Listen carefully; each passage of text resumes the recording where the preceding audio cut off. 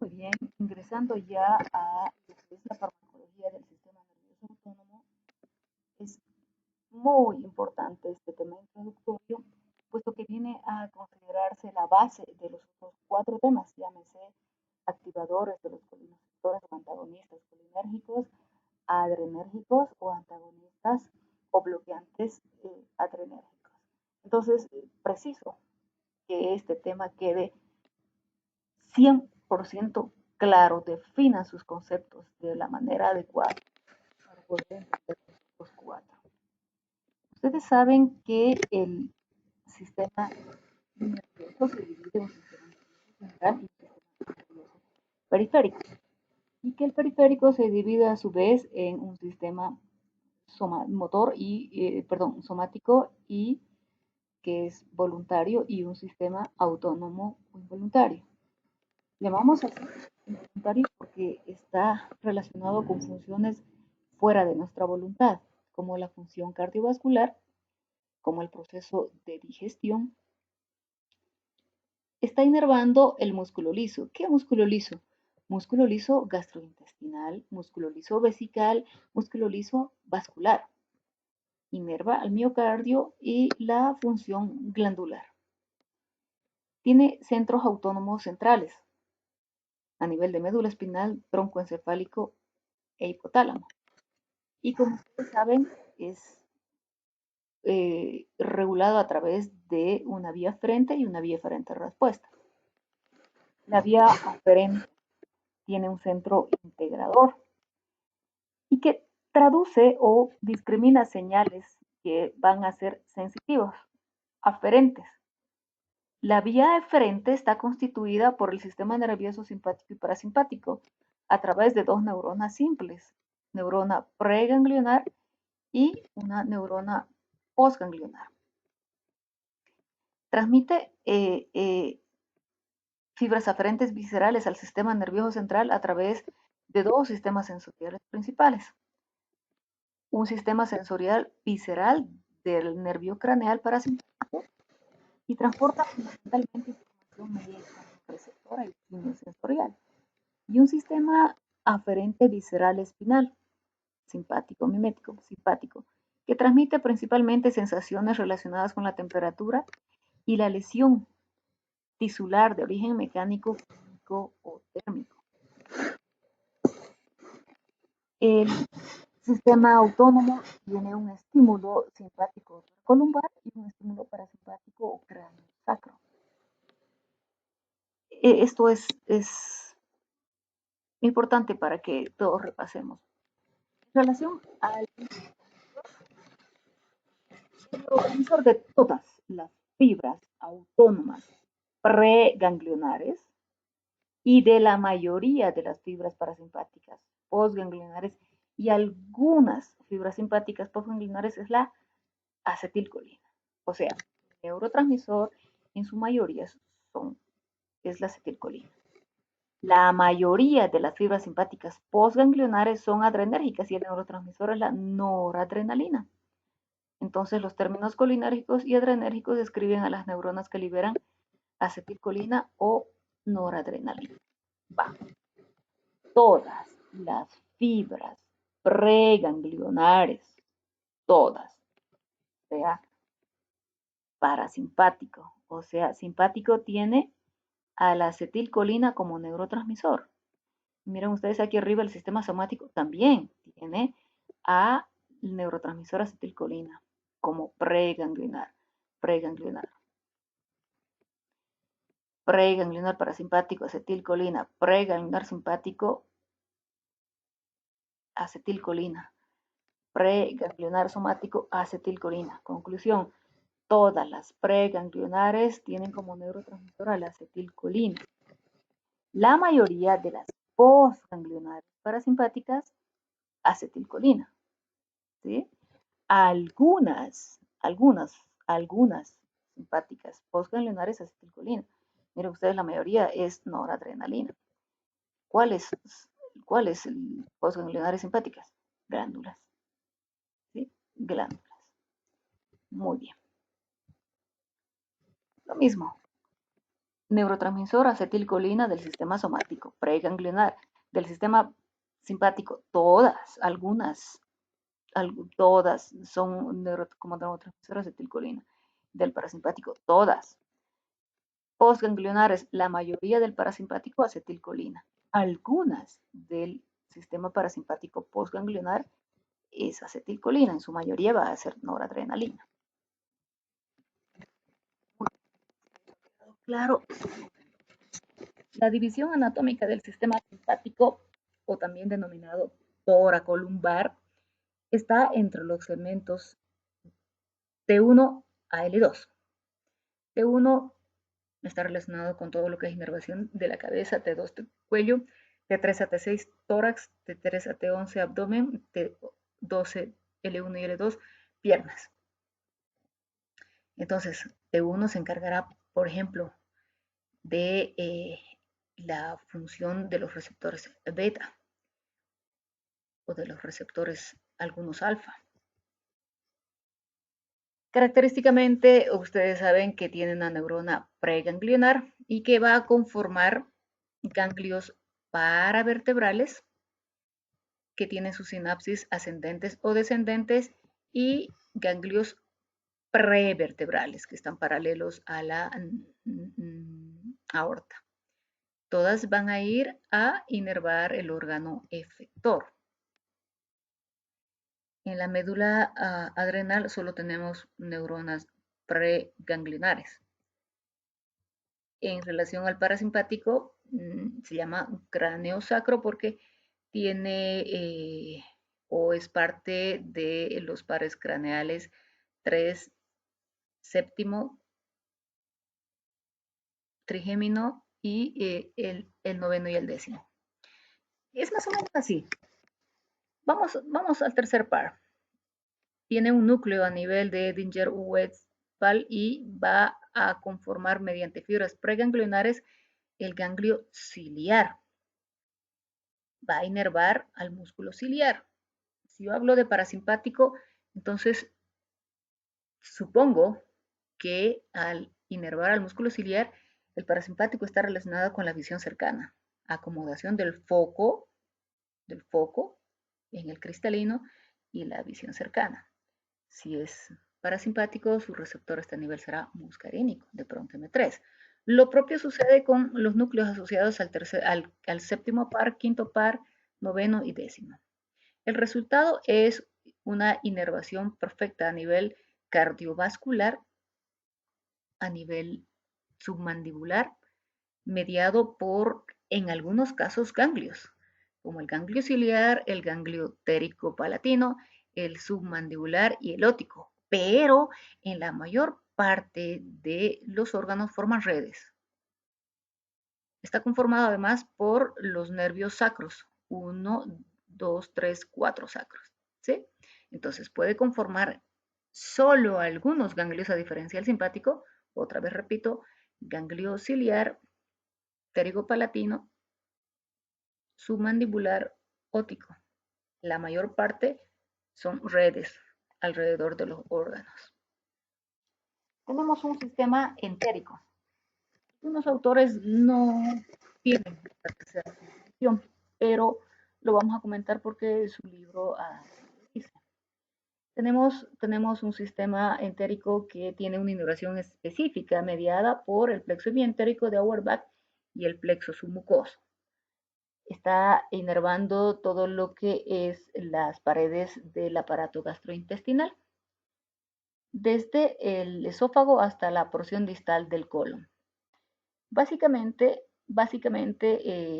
reciben fibras postganglionares, estímulos sensitivos provenientes del interior de la pared del intestino.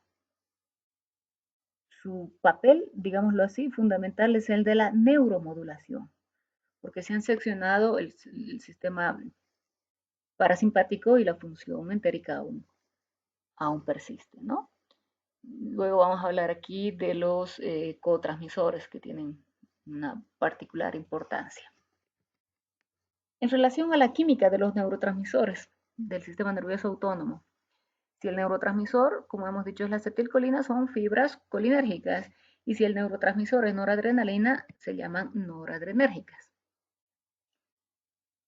En relación a la transmisión colinérgica, enumeramos 5 pasos.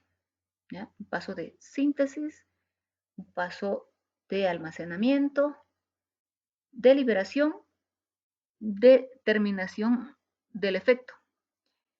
Cada una de esta transmisión adrenérgica y colinérgica nos sirve en la farmacología para ver potenciales fármacos a nivel de algunos de los receptores o de la regulación de la transmisión. Me explico. Los fármacos pueden simular al neurotransmisor acetilcolina para producir un efecto postsináptico, pero los fármacos pueden ser potenciales inhibidores del metabolismo de ese neurotransmisor. Por ejemplo, un fármaco que inhiba la acetilcolinesterasa que va a mantener el efecto colinérgico, pero este va a ser más duradero. O que pueden actuar a nivel postsináptico, ¿verdad? O simplemente manifestar los efectos adversos de otros fármacos que no actúan en los receptores colinérgicos, pero que sí van a tener capacidad de producir uno de estos pasos que ya hemos mencionado. Muy bien, en relación a la transmisión colinérgica, del exterior, esto es una terminal nerviosa, ¿verdad? Una terminal nerviosa, un espacio presináptico y una célula postsináptica. Del exterior ingresa colina a través de un cotransportador dependiente de sodio. Esta colina ingresa y de las mitocondrias junto con la acetilcoenzima A mediado por la colina acetiltransferasa se forma en acetilcolina. ¿Sí? Esta acetilcolina que está liberada en la membrana no tiene ningún efecto. Ningún efecto. Para que tenga importancia debe estar almacenada dentro de la vesícula. Para eso necesita un transportador. Un transportador que es el que va a almacenar a la acetilcolina en cuantos.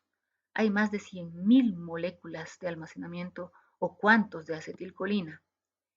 Un fármaco hemicolíneo puede bloquear al cotransportador dependiente de sodio, por tanto impedir el ingreso de la colina. Y si no hay colina, pues no se sintetiza el neurotransmisor.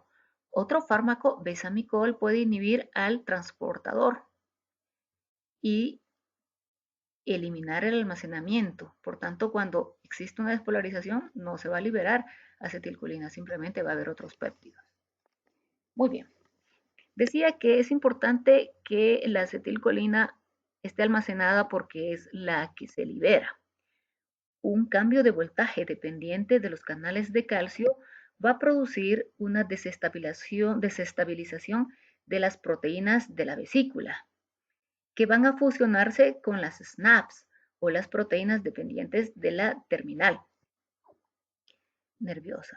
Se fusionan y van a liberar su contenido, que es la acetilcolina. El efecto dura milisegundos porque tenemos a una enzima que se llama acetilcolinesterasa que va a degradar a la acetilcolina en colina y acetato. Muy bien. Esta puede volver otra vez a ingresar al interior a través de los receptores de la acetilcolina o inhibir el efecto de la acetilcolina y mantener el propio efecto de la acetilcolina más que los milisegundos que puede durar. Modificaciones que se pueden hacer. Un fármaco, actualmente fármaco que ha sido originado de la toxina botulínica, tiene capacidad para alterar 3 aminoácidos y evitar la desestabilización y la fusión de las BAMs y de las SNAPs. Estamos hablando de la sintaxina y la sinaptobrevina. Por tanto, la toxina botulínica, al inhibir la exocitosis, lo que me produce es una relajación. Actualmente la toxina botulínica tiene un efecto terapéutico, dependiendo de si el receptor es muscarínico o nicotínico. La toxina botulínica es capaz de, si el receptor es muscarínico, por ejemplo, inhibir la producción glandular, aplicación hiperhidrosis, hiperhidrosis a nivel de las glándulas axilares, por ejemplo. ¿Sí? Si el receptor es nicotínico, pero está en la placa motora, NM, lo propio, Al carecer de acetilcolina no va a haber contracción muscular.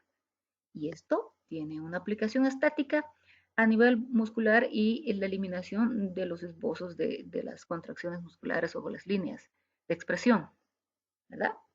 O más aún, si el receptor es NM, pero a nivel de músculo esquelético de esófago, por ejemplo, lo que podemos tratar es un espasmo esofágico. O más aún, en la parálisis cerebral, esa espasticidad, hiperespasticidad que se da en la parálisis cerebral, puede ser tratada con la toxina botulínica. Muy bien. También la liberación de la acetilcolina puede ser alterada por otros fármacos, como tétanos.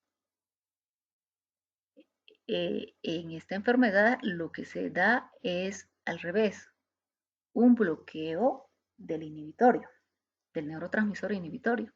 Entonces hay una descarga de acetilcolina y una rigidez que se observa.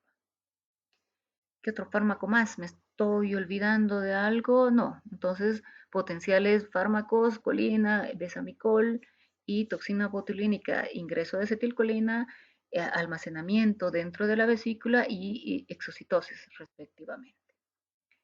Muy bien.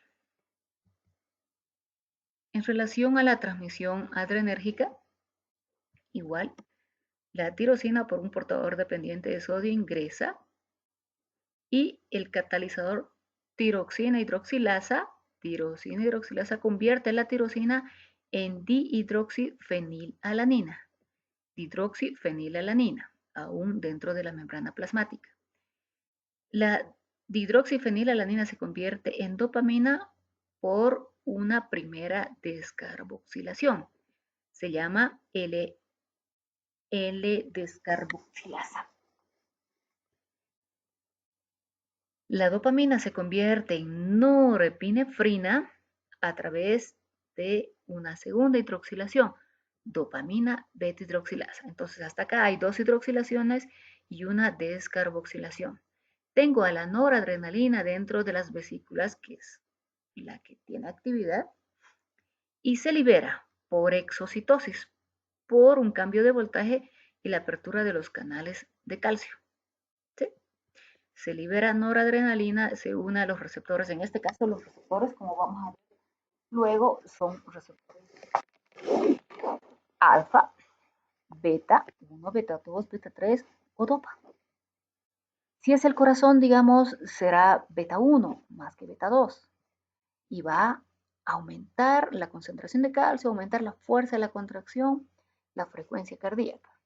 Si esta noradrenalina se encuentra en los vasos sanguíneos, el receptor se llama alfa 1 y me va a producir una vasoconstricción. Muy bien, produce su efecto, pero como es el mecanismo de señalización, ustedes ya saben que cuando hablamos de mecanismo de señalización hablamos de tiempo de acción. Como es segundo mensajero, tarda segundos. Si es beta 1, es adenililciclasa, que estimula el AMP cíclico y que aumenta calcio. Perfecto. Puede difundirse y metabolizarse. Catecolometiltransferasa o monoaminoxidasa. ¿Sí? O a través del transportador de noradrenalina ingresar captación 1. O otra vez a la vesícula y volverse a reutilizar, digámoslo así. Hay fármacos como la metirosina que va a inhibir a la tirosina hidroxilasa y va a impedir la conversión de la tirosina en dihidroxifenilalanina. Hay otros fármacos como la reserpina que inhiben al transportador y van a evitar el almacenamiento dentro de las vesículas.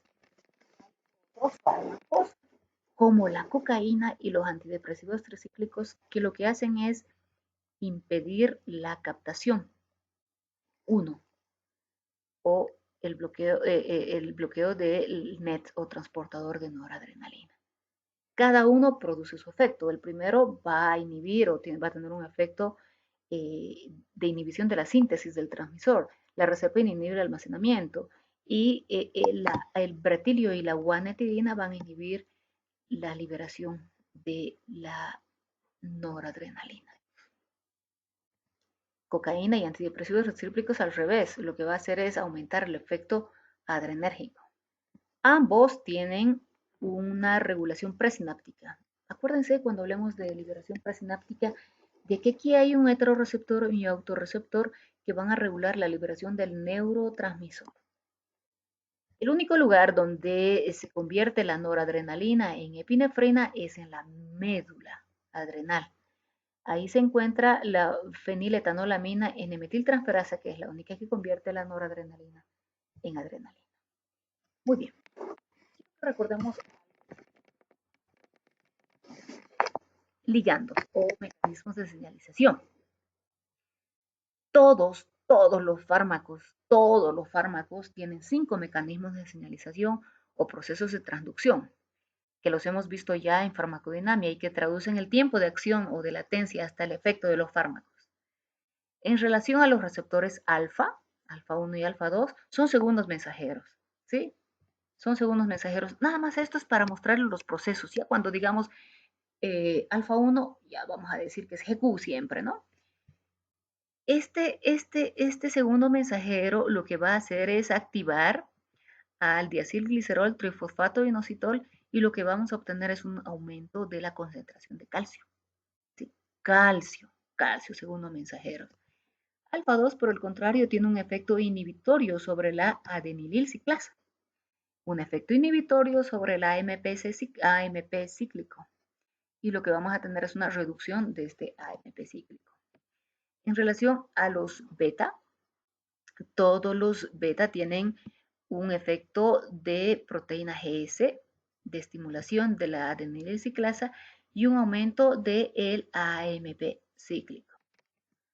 Los receptores nicotínicos son los más rápidos porque tienen un ligando, apertura y cierre a través de la liberación de un ion. En el caso de los receptores nicotínicos, tienen al neurotransmisor acetilcolina, apertura de los canales de calcio y una activación del AXE. ¿En cuánto dura? Milisegundos, son los más rápidos. Los otros duran también, son rápidos, se activan en segundos. Y los receptores M1, M2 van a estar relacionados con los segundos mensajeros.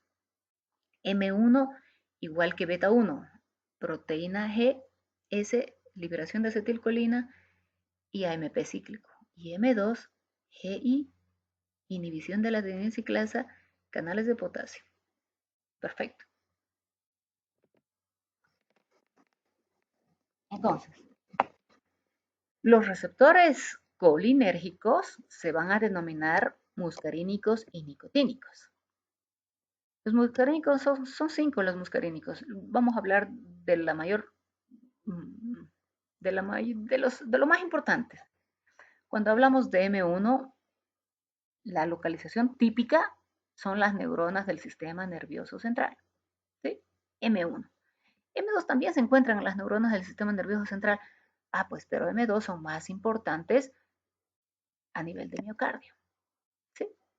Su efecto depende del mecanismo de señalización o mecanismo de transducción o resultados de unión al ligando. En el caso del receptor M1 es segundo mensajero, GQ. GQ, formación de trifosfato inositol y diacilglicerol y un incremento del calcio intracelular.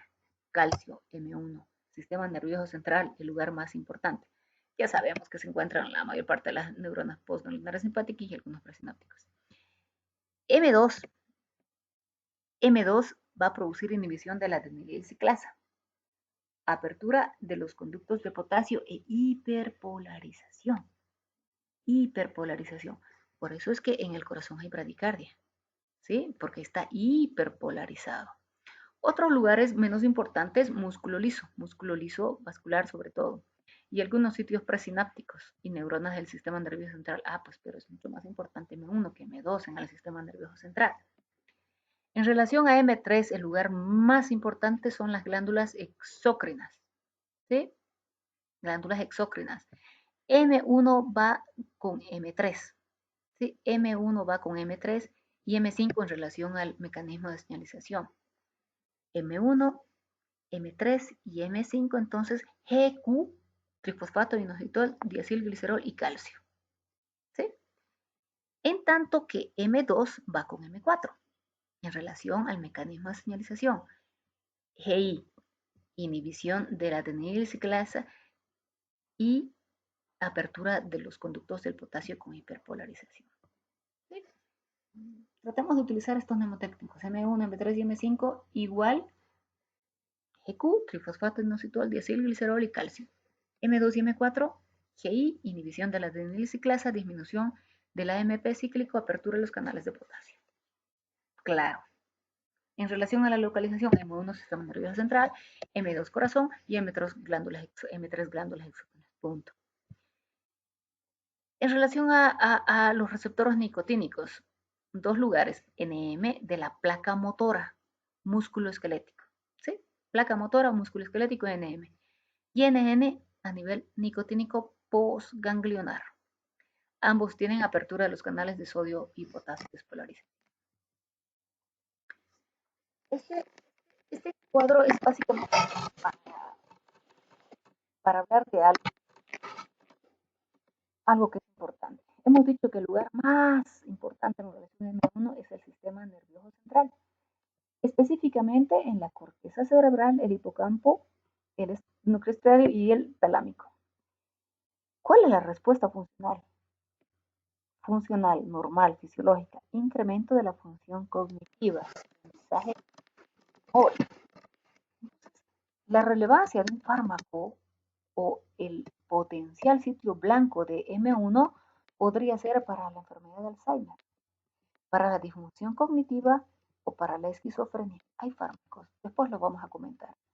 Pero lo que yo quiero que quede claro es que no solo tiene un mecanismo de señalización y una localización, sino que tiene una respuesta funcional que puede ser alterada a través de fármacos potenciales en patologías importantes. M2, M2 les he dicho que es más útil en corazón. Podemos tener fármacos antagonistas y que secundariamente tienen expresiones a nivel del sistema nervioso central, a nivel talámico, romboencéfalo, corteza cerebral. Entonces, teóricamente, y terminaciones nerviosas autónomas, teóricamente podría tener una aplicación potencial en el dolor, en la disfunción cognitiva o en la enfermedad de Alzheimer. M3, M3 se encuentra a nivel glandular, digamos, glándulas bronquiales, cuyo efecto es aumento de la secreción glandular y broncoconstricción. Pues si hay contracción y aumento de la secreción glandular, en la EPOC un antagonista muscarínico puede ser útil. ¿Verdad? ¿Sí? Si además este fármaco relaja los estímulos, puede tener utilidad en la incontinencia urinaria. Y si este fármaco aumenta el peristaltismo, podría tener un antagonista utilidad en la enfermedad del intestino o colon irritable. ¿Sí? M4 y M5 están siendo muy estudiados, sobre todo por su efecto en el sistema nervioso central, en patologías como el Parkinson, que las vamos a comentar mucho más adelante. En relación al músculo esquelético, existen fármacos agonistas que van a emular el efecto de la nicotina a nivel de la placa motora. Son acetilcolina, nicotina y succinilcolina. ¿Cuál será el efecto de la acción? Existen antagonistas que son ya conocidos, como el antiguo atracurio, un clonio de tubocurarina, que lo que van a hacer es relajar a nivel de NN. NN se encuentra siempre a nivel ganglionar. Hay fármacos agonistas como la acetilcolina y hay fármacos antagonistas como el trimetapan y la melamina. En relación a los receptores adrenérgicos, alfa, beta y dopa. Sitios importantes de alfa 1, músculo liso vascular y músculo liso de esfínteres. ¿Dónde se encuentra alfa 1? Pues si es alfa 1, siempre van a entrar encontrarse en las células posinápticas. Células efectoras posinápticas. Vamos a ver un ejemplo. Músculo liso vascular, ¿qué producirá? Tiene como segundo mensajero GQ, trifosfato, inositol, y calcio. Pues alfa 1 me va a producir vasoconstricción. Y si aumenta la contracción, aumenta la presión arterial porque está incrementando la resistencia vascular periférica. ¿Sí? Y si es en vena, aumenta el retorno venoso. Y si es en el esfínter, pues aumenta el tono de los esfínteres, ¿verdad? Sí, aumenta el tono de los esfínteres. Alfa 2 tiene otro mecanismo de señalización. Yo quiero que recuerden alfa 2, sobre todo cuando hablemos de regulación presináptica. Alfa 2.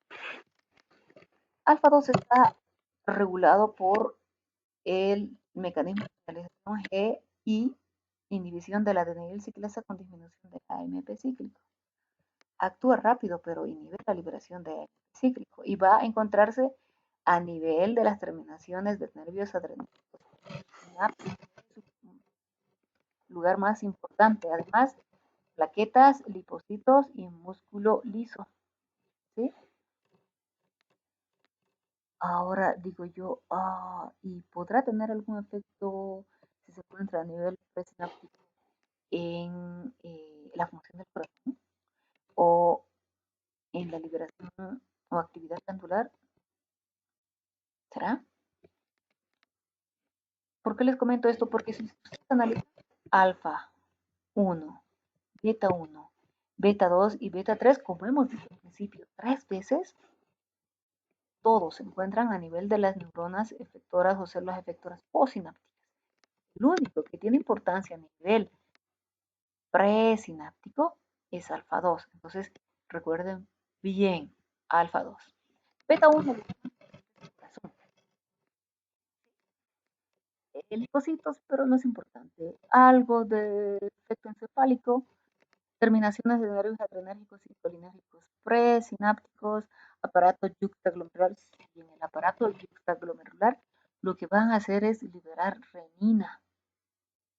Y se encuentran en el epitelio del cuerpo ciliar. ¿Se acuerdan del cuerpo ciliar? En el epitelio del cuerpo ciliar tiene actividad en lo que es la ligera actividad en la relajación, pero inhibe la producción de humor acuoso, perdón, estimula la producción de humor acuoso. Cuerpo ciliar, ¿sí? Cuerpo ciliar, ojo. Teóricamente, entonces, un antagonista beta 1 podría ser útil en el glaucoma, porque lo que va a hacer es inhibir la liberación de humor acuoso. Pero un beta 1 puede ser útil, digamos, en una bradicardia, porque aumenta la frecuencia del corazón. Esa es la aplicación de todo el conocimiento de lo que es receptores adrenérgicos, receptores colinérgicos. En los próximos temas vamos a hablar expresamente de los fármacos que estimulan estos receptores o que inhiben estos receptores y la aplicación de enfermedades. Ahora lo que quiero que quede claro es la localización, el mecanismo de señalización y el tiempo de duración de la acción por la transducción de esto. Beta 2 básicamente se encuentra en el corazón, pero en menor porcentaje. Si hablamos de beta 1 se encuentra en 70%, beta 2 se encuentra en un 10, 15, 20%. Y además de corazón se encuentra en el músculo liso. ¿Qué músculo liso? Músculo liso bronquial donde produce broncodilatación, músculo liso vascular de músculo esquelético. ¿Sí? Músculo liso vascular de músculo esquelético. Su mecanismo de señalización es ese: estimulación de la liberación de adenilciclasa, incremento del AMP cíclico. Pues entonces me produce relajación del músculo liso bronquial. Si es el corazón, igual que beta 1, lo que va a hacer es aumentar la frecuencia cardíaca. Beta 3 particularmente en los lipocitos y un 5-3% en el corazón. El mecanismo de acción de beta 1, de beta 2 y de beta 3 es el mismo. ¿Sí? Dopaminérgicos, de la 1 a la 5, los dopaminérgicos. pero más importante es dopa 1 y dopa 2. ¿Ya? Dopa 1 y dopa 2. Dopa 1 y dopa 5 se encuentran en el sistema nervioso central, pero básicamente es muy importante en el músculo liso, vascular renal, coronario también y algo de esplásmico. ¿Sí? Pero todos recuerdan el músculo liso. El mecanismo de señalización es adenilciclasa e incremento del AMP cíclico. Muy bien. Músculo liso vascular en cerebro y los tejidos efectores. Dopa 2 es mucho más importante del cerebro, mucho más importante que dopa 1 es dopa 2 en el cerebro. O sea que les digo, si yo tengo un paciente con Parkinson, ¿qué receptor voy a estimular? ¿Dopa 1 o dopa 2? ¿Sí? A eso me refiero cuando hablo de importancia. Dopa 1 tiene más importancia en el músculo liso vascular renal, dopa 2 en el sistema nervioso central. También tienen un efecto en el músculo liso y terminaciones nerviosas presinápticas. Eso es que va a activarse a través de GI, inhibición de la adenilciclasa e incremento del potasio, o sea, hiperpolarización. D3 y D4 igual que D2, inhibición de la adenilciclasa.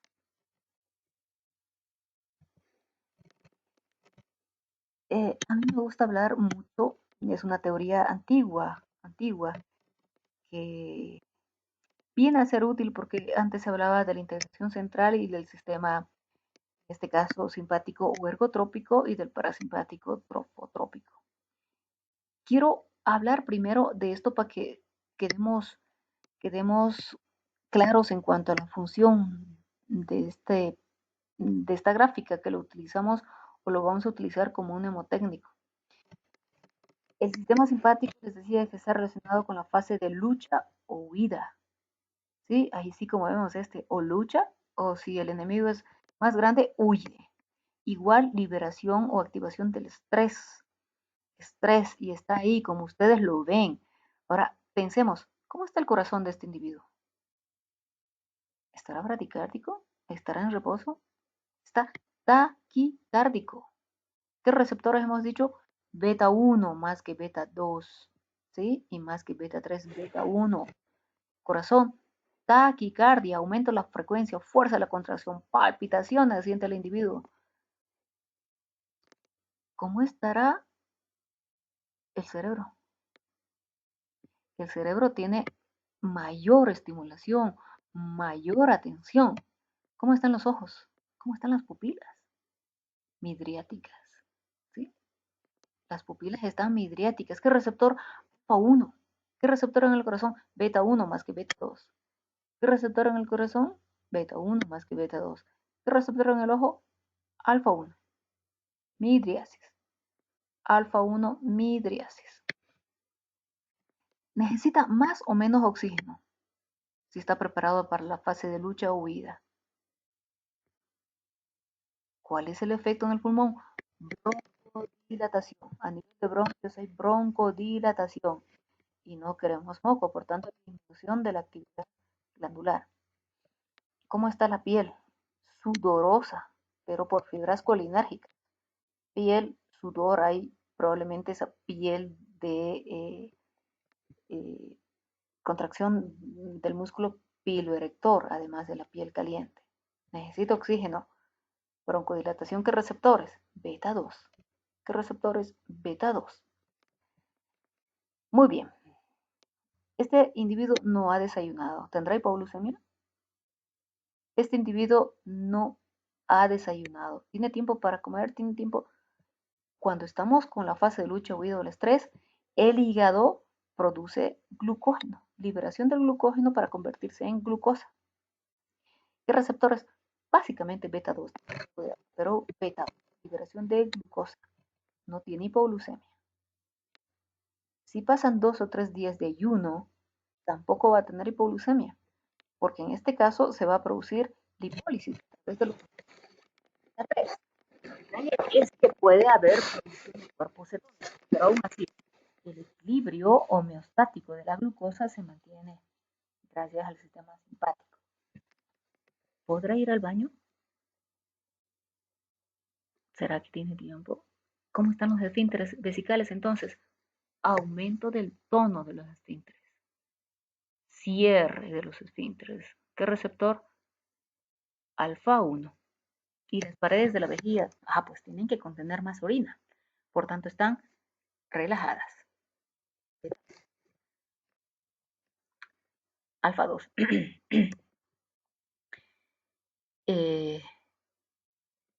Si no ha comido y no hay contenido gastrointestinal, ¿cómo están las paredes? Contraídas o relajadas. ¿Cómo está el esfínter?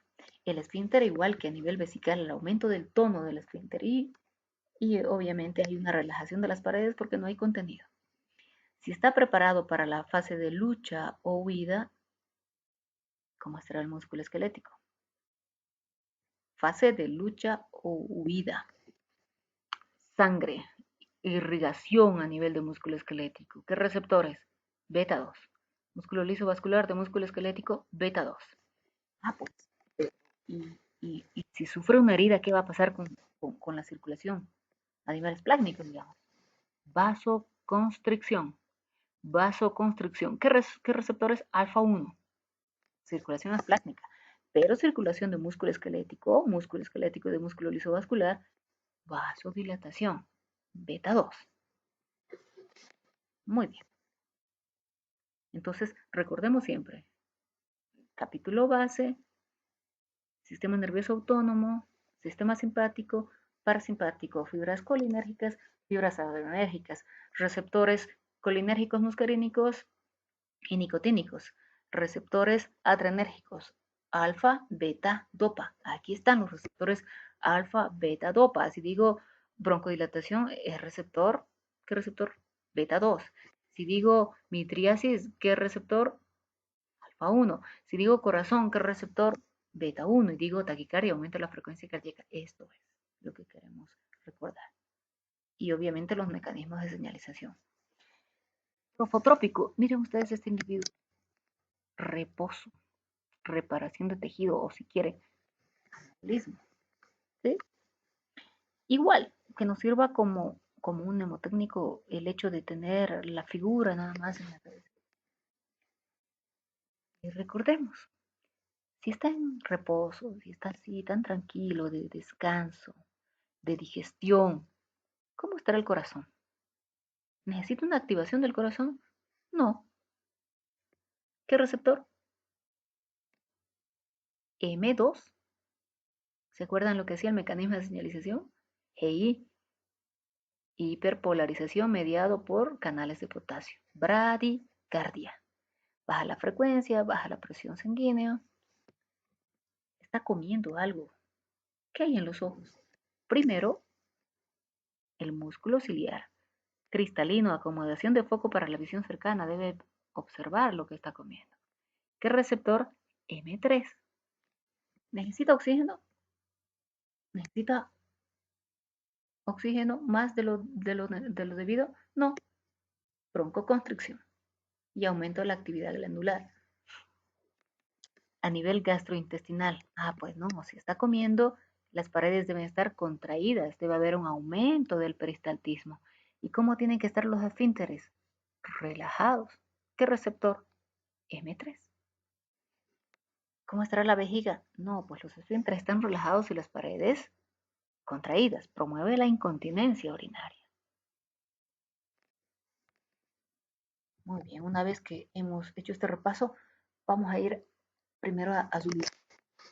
Entonces, el sistema simpático y parasimpático siempre están en equilibrio. Siempre están en equilibrio. Uno regula la vibración del otro. Si se frena uno, se observa más el efecto del otro. ¿Sí? Si hablamos de la actividad simpática, recordemos la imagen que hemos visto. Fase de lucha o huida. Ergotropismo. Ojo, midriasis. ¿Qué receptor? Alfa 1. En el músculo ciliar no tiene mucho efecto, pero en el corazón, ¿qué hay? Taquicardia, aumento de la fuerza de la contracción. Y los marcapasos ectópicos anómalos pueden activarse. ¿Qué receptor? Beta 1 más que beta 2. Beta 1 más que beta 2. Vámonos al individuo ese que hemos visto. ¿Cómo está la piel y los vasos plácnicos? Por el riesgo de heridas, vasoconstricción para que no sangre la herida. ¿Qué receptor? Alfa 1, más que todo. Pero entonces, ¿cómo están los vasos del músculo esquelético? Relajados, porque están listos para correr. Relajados, ¿sí? Mayor irrigación. ¿Qué receptor? Beta 2. A nivel gastrointestinal, ¿cómo están los esfínteres? Contraídos. ¿Qué receptor? Alfa 1. Y las paredes, si es el aparato gastrointestinal, alfa 2 y beta 2. Pero si es el músculo vesical, solamente hay beta 2. ¿Sí? Entonces, en los esfínteres vesicales, el mismo receptor alfa 1, pero la pared de la vejiga beta 2. Las paredes siempre están relajadas. Y en el útero, los únicos receptores que se encuentran en el útero son la mujer embarazada y son los receptores beta 2. Estos producen relajación. Entonces, un fármaco con efecto beta 2 podría ser útil en una amenaza de parto prematuro.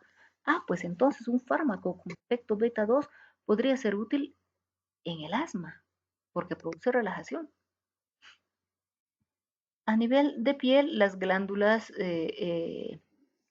ecrinas tienen incremento de la actividad mediados por los receptores muscarínicos y las apocrinas, que son las específicas del estrés, mediadas por los receptores alfa. En la función metabólica, glucogenólisis y gluconeogénesis, básicamente mediado por receptor beta 2 más que alfa. En los lipocitos, receptores beta 3 y en los riñones, liberación de renina. A nivel pancreático tenemos liberación de la insulina por beta 2, inhibición de la liberación de insulina por alfa 2. Parasimpático, otra vez, individuo en descanso o digestión.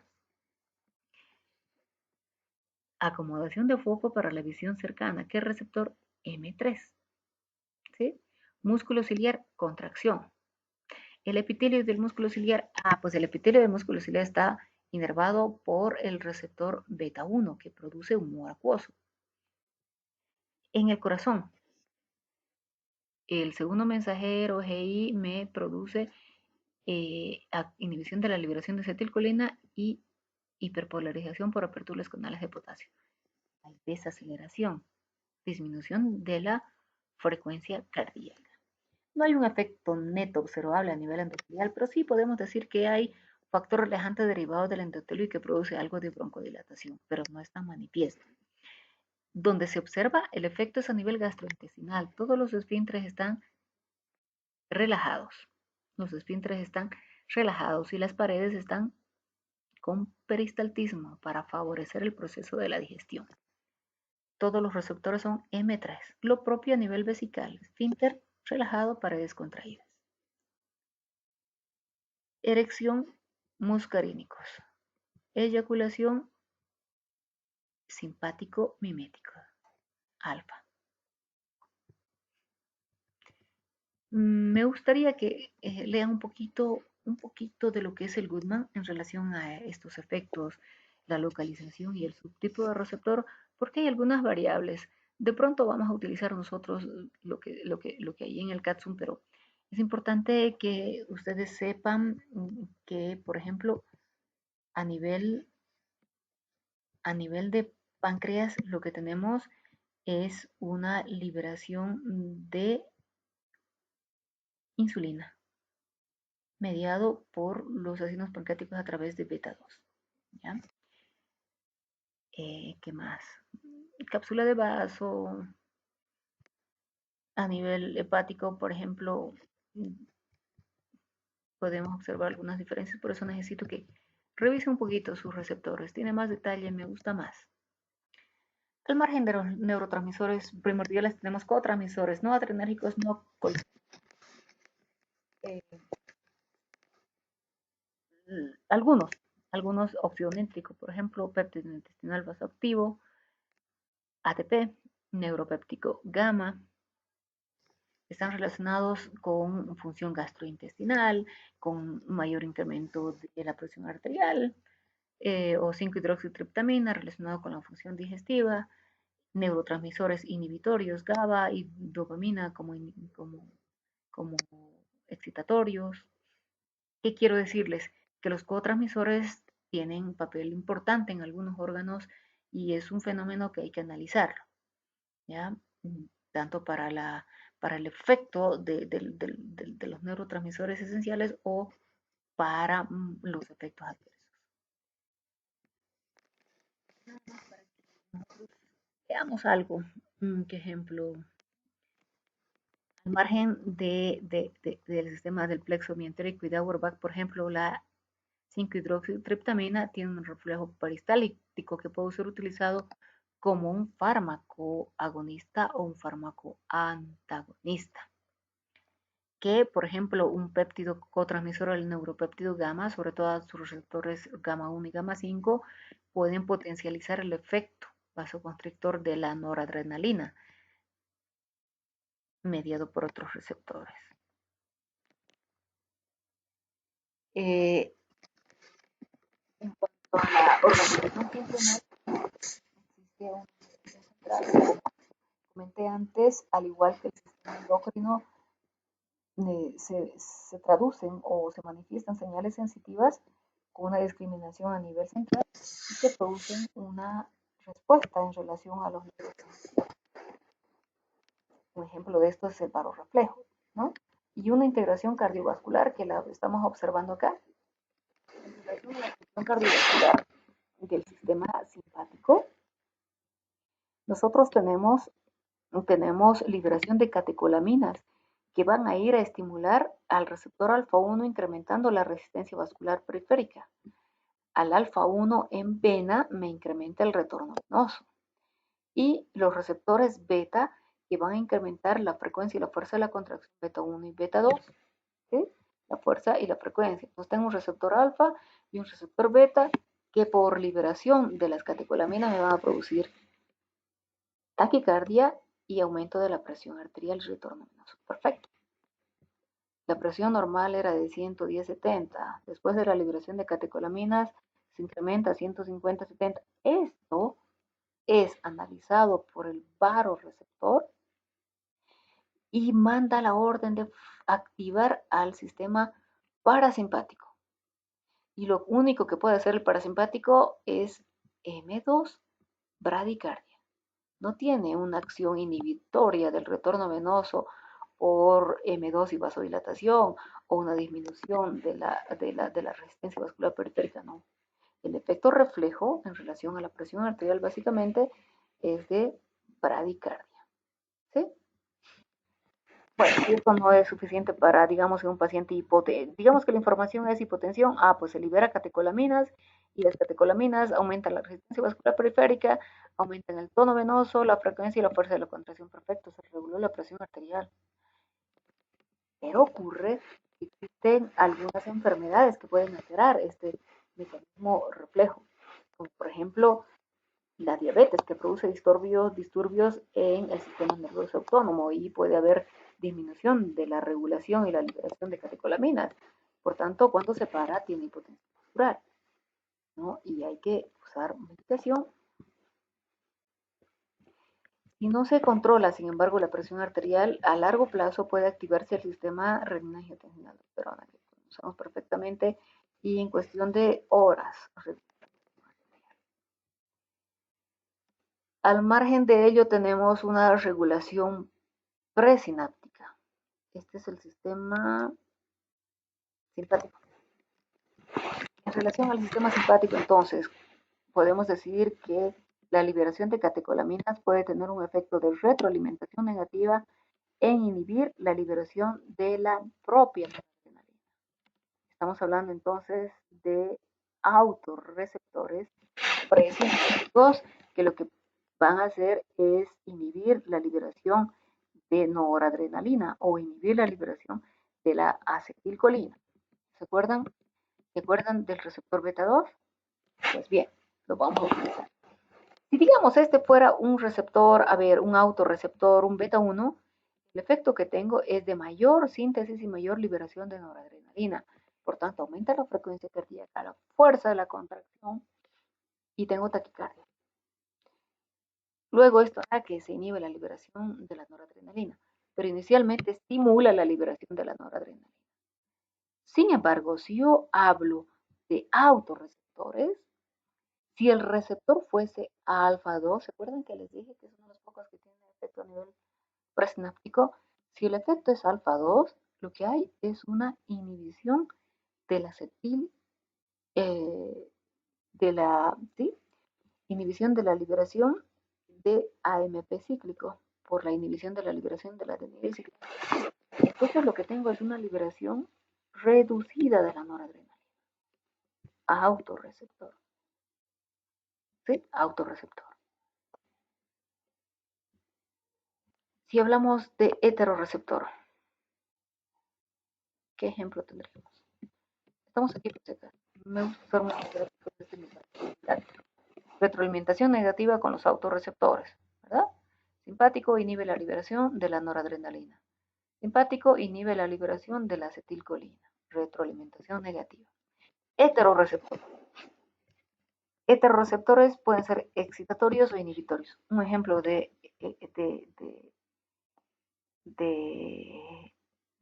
excitatorio. Me voy a ir a una enfermedad para analizar esto. Digamos que aquí yo tengo a mi paciente con insuficiencia cardíaca. ¿Cómo está la frecuencia cardíaca en el paciente con insuficiencia cardíaca? Taquicardia. ¿Por qué taquicardia? Porque es un mecanismo de compensación inicial. Y luego con el sistema renina y angiotensina aldosterona. El hecho es de que mi paciente con insuficiencia cardíaca tiene taquicardia. ¿Por qué? Porque se ha liberado angiotensina 2 y a través de los receptores AT1, la angiotensina 2 va a actuar a nivel presináptico estimulando la liberación de noradrenalina. Por tanto, mi paciente, en un afán de compensar su deficiencia, libera más adrenalina y de alguna manera logra compensar. Se llama regulación presináptica a través de heterorreceptores, presináptica excitatoria. Vamos con una presináptica inhibitoria, que lo vamos a analizar con el caso clínico. La histamina tiene un mecanismo de regulación a través de H2 que va a inhibir la liberación de catecolaminas. O lo que habíamos dicho antes, a nivel de lo que es el mediador adrenalina y noradrenalina, mediado por los receptores alfa, inhibe la descarga de catecolaminas. O dopa 2, que a través de los receptores inhibe la liberación de la noradrenalina. Puede haber regulación postsináptica. Es más compleja, pero vamos. La regulación postsináptica puede estar dada por sistema de receptores efectores o por modulación del fenómeno transmisor-receptor. ¿Cómo así? En relación a los sistemas de receptores, lo que tenemos normalmente es una liberación, digamos que de noradrenalina, que va a estimular el receptor. Si es beta 1, aumenta la frecuencia cardíaca. Y si es alfa 1, aumenta la contracción. Muy bien. ¿Qué sucedería? Imaginémonos, ¿qué sucedería si yo agarro un ganglio a nivel, digamos, nicotínico NM y secciono? Receptores nicotínicos ganglionares se llama, secciono. Si estoy en la placa motora, lo que voy a tener es disminución de la liberación del neurotransmisor. Y si no hay acetilcolina no va a haber contracción, ¿verdad? Entonces, ¿cómo actúan los receptores? Los receptores pueden actuar con una regulación a la alta. Somos mecanismos hemostáticos per se y vamos a tratar de compensar esa ausencia. ¿Cómo? Aumentando el número de receptores. 2. Lo poco que quedaría del neurotransmisor acetilcolina dura más tiempo, ¿sí? En un afán por tratar de compensar esa deficiencia del neurotransmisor. Ahora, hagamos una emulación farmacológica. Ya no en el nicotínico músculo esquelético, sino vámonos al corazón. Yo le estoy dando a mi paciente, que se entienda más, yo le estoy dando a mi paciente un antagonista adrenérgico, es decir, que este fármaco va a ir a ocupar el receptor beta 1 en el corazón y va a impedir que la noradrenalina se una a su receptor porque ya va a estar ocupado. El fármaco se llama antagonista y si nos sirve de ejemplo es un antagonista competitivo. O sea que para producir su efecto tiene que estar en concentración mayor que el agonista endógeno. Bien, este es un corazón, mi paciente tiene taquicardia, 110 de frecuencia cardíaca y lo que estoy haciendo es frenar el trabajo de su corazón a través de un antagonista competitivo que se llama atenolol, que va a ir exclusivamente a unirse a los receptores beta 1 y va a reducir la frecuencia cardíaca. Y también la presión arterial, porque la ecuación hidráulica de presión arterial es igual a gasto cardíaco por resistencia vascular periférica. Bien, me puede servir no solo para la taquicardia y el atenolol, sino para la hipertensión arterial. Perfecto, mi paciente está controlado, ha pasado 6 meses, ha pasado 1 año, 2 años, y vuelve otra vez después de 2 años y le mido la frecuencia cardíaca y está en 110. ¿Qué ha pasado? Y le pregunto, ¿está tomando como le prescribí? Sí, sistema de la adherencia, ¿verdad? Este fármaco se administra una vez al día, por tanto promueve la adherencia al tratamiento. Entonces, ¿qué ha podido pasar? ¿Qué es lo que ha podido pasar? ¿Por qué si el paciente está cumpliendo con su tratamiento, ahora ya no tengo un control de la taquicardia que tenía? Ha ocurrido una regulación postsináptica con aumento del número de receptores o regulación a la alta. Organismos homeostáticos per se, al no tener efecto de la noradrenalina, aumentaron el número de sus receptores beta 1 y ya no hay 100, ahora hay 300. La cantidad de noradrenalina es la misma. Pues pero si hay más cantidad de receptor y es un antagonista competitivo, obviamente mi dosis de 50 miligramos de atenolol ya no es suficiente porque hay una regulación a la alta, ¿verdad? Eso es una regulación presináptica, regulación a la alta de los propios receptores. O podría ocurrir lo siguiente, bien, ¿qué alternativas tengo ahora? Si ya no le controlo la frecuencia cardíaca a través de los receptores beta 1 y su bloqueo, pues digo, podría darle un fármaco agonista M2 que va a producir hiperpolarización y bradicardia. Digamos que exista, le doy ahora el antagonista, el agonista M2 al paciente. ¿Qué produciría si le quito ahora el atenolol y le doy un M2, un agonista M2? Vamos, recordemos, ¿qué ha sucedido con los receptores? Regulación a la alta, se han incrementado receptores beta 1 porque le estaba dando atenolol antagonista beta 1. La dosis no es suficiente, entonces le quito el medicamento. ¿Qué sucede con los receptores? Están ahí. ¿Qué sucede con el atenolol? Ya no hay atenolol para ocupar todos los receptores. Entonces el día de mañana cuando le quite el atenolol y le dé un agonista M2, mi paciente va a tener un efecto de rebote. Síndrome de supresión se llama, ¿verdad? ¿Sí? Síndrome de supresión. Por tanto, no le puedo quitar bruscamente el fármaco. Le tengo que dar dosis gradualmente menores, paso a paso, para poder regular su receptor y la regulación a la alta de sus receptores. ¿Me entienden? Muy bien. Entonces, sí le puedo dar el agonista M2, pero reduciendo gradualmente el fármaco atenolol, porque existe una regulación a la alta de los receptores. Estamos hablando de postsináptica por si acaso. Muy bien. Y 2, una modulación del fenómeno transmisor-receptor primario por situaciones desencadenadas por los mismos transmisores o de otros.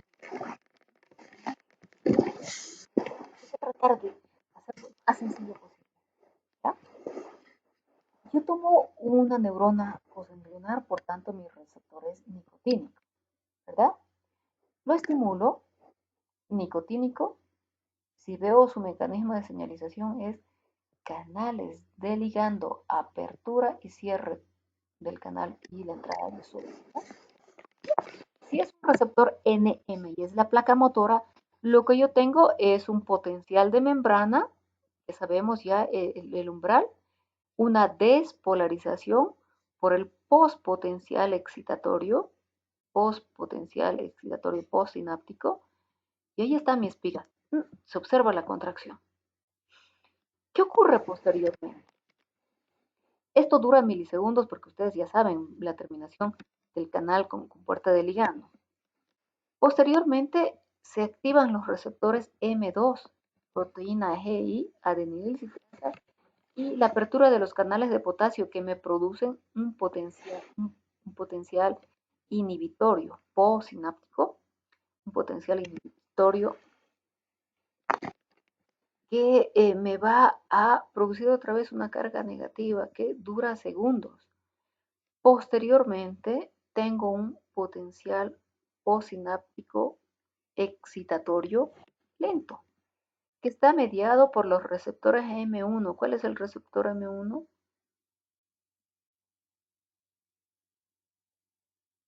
EQ, trifosfato triacilglicerol y calcio, ¿verdad? Y finalmente tengo un, post, un potencial postsináptico excitatorio lento tardío, pero este ni siquiera está mediado por neurotransmisores adrenérgicos o en este caso colinérgicos, sino por comoduladores o cotransportadores péptidos. Este dura minutos. Entonces, tenemos una respuesta postsináptica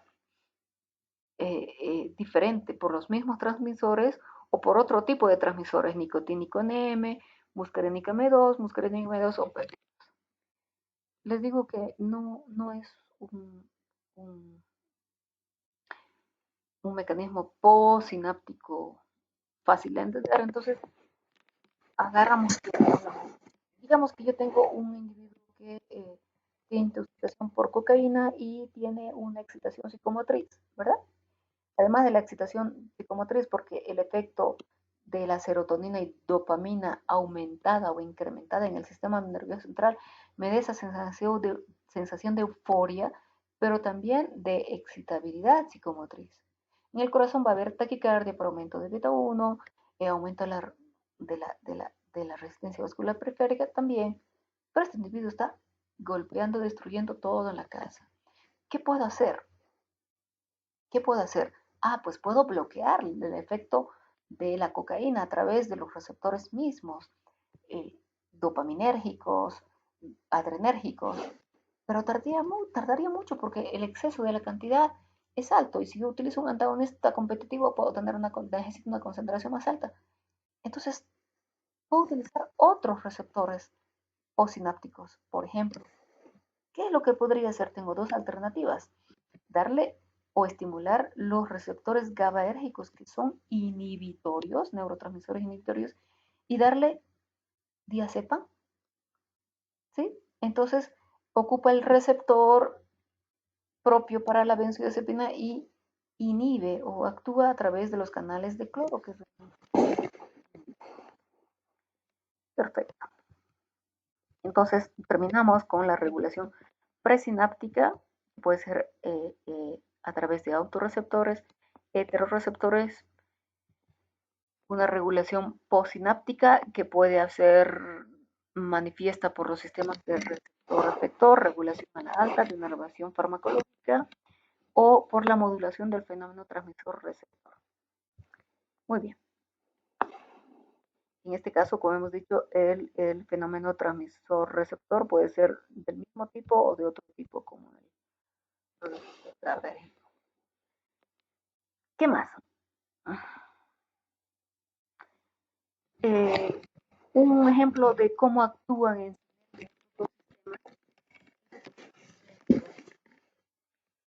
el ojo hay inervación simpática y parasimpática. La midriasis está dada por el efecto simpático adrenérgico receptor alfa 1. En cambio, el parasimpático me produce miosis, mediado por el mismo, por el transmisor acetilcolina y el receptor muscarina. Perfecto. Vámonos a este ojo de un paciente con glaucoma, aumento de la presión intraocular, y veamos el efecto sinérgico de ambos sistemas. Muy bien, este es el músculo ciliar, la relación que tienen con el conducto o canal de Schlemm. Si este está contraído, el canal de Schlemm se abre. Está inervado el músculo ciliar por el sistema parasimpático, es una fibra colinérgica y el receptor es M3. Este es el iris, este es el esfínter y las fibras son radiadas, ¿sí? Radiadas. Si se contrae esto, se abre la pupila, el esfínter pupilar. Este receptor está mediado por el sistema simpático receptor alfa 1. Pues veamos qué sucede. cámara anterior, cámara posterior. Si yo contraigo el músculo ciliar y hay midriasis, este ángulo se abre y circula más el humor acuoso de la cámara anterior a la cámara posterior, ¿verdad? Aquí tengo el epitelio ciliar, no es lo mismo que el músculo ciliar. El epitelio ciliar produce humor acuoso. Si yo tengo hipertensión intraocular, pues yo podría utilizar estos receptores beta 1 bloqueándolos para que se inhiba la liberación del humor acuoso. Perfecto. Entonces, si yo tengo hipertensión intraocular, glaucoma, obviamente, voy a utilizar como fármacos alternativos un agonista muscarínico que a través de los receptores M3 contraiga el músculo ciliar y produzca apertura del canal de Schlemm y drenaje de la cámara anterior y la cámara posterior. Un agonista alfa 1 que me produzca midriasis al contraer el músculo radial y aperture igual el ángulo para un mejor drenaje de la cámara anterior a la cámara posterior, o un antagonista beta 1 que inhiba la producción de humor acuoso y trate de alguna manera la hipertensión intraocular. Muy bien. Paradójicamente, el mejor tratamiento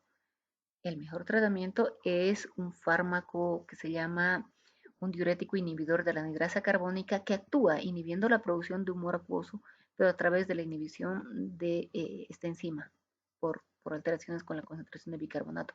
Inhibe la producción de humor acuoso asociado a timolol, que es un bloqueante beta no selectivo que va a inhibir la producción de humor acuoso. Muy bien.